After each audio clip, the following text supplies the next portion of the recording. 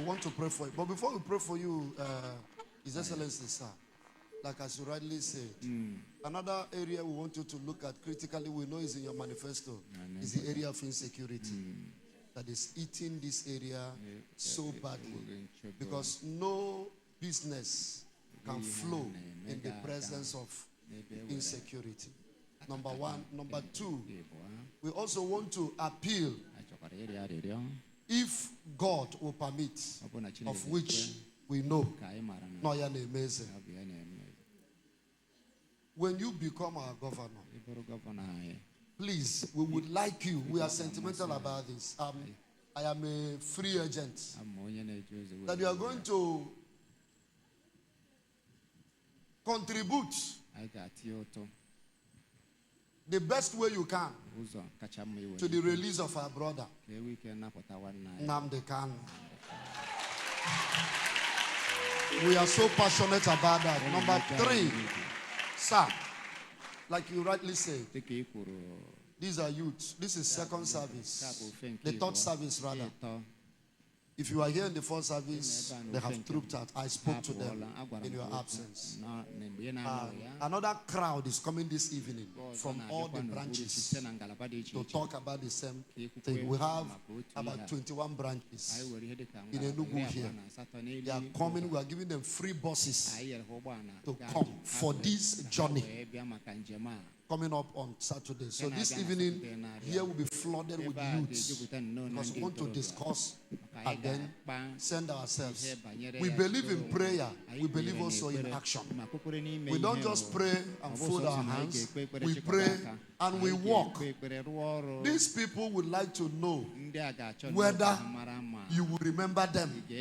Not just Enugu, but remember their contribution. Number one. Number two, security. Number three, Nnamdi Kanu.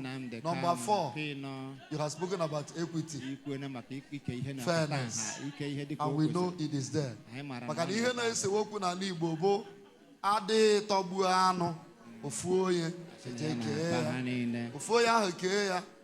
am a man of God. Every crusade, thank you. Okay. Thank you very much. I think the first question speaks to security. What we plan to do about security is actually aggressive. We have two approaches to security. One is the kinetic and the second is the non-kinetic means.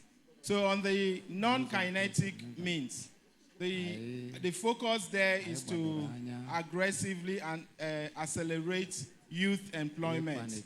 Just as the Reverend said, we believe that you cannot have sustainable development without peace and security.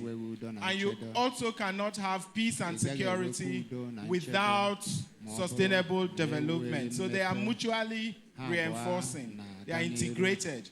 So we understand that the root causes of insecurity in most communities and everywhere, frankly, is unemployment and poverty.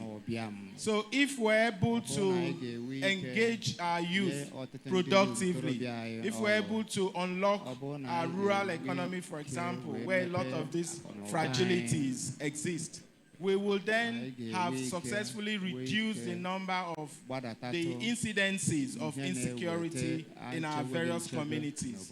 Now, the second means, which is a kinetic means, is for us to basically strengthen our community policing mechanism. And in addition to that, deploy technology to fight, first of all, to gather intel and then go ahead to identify,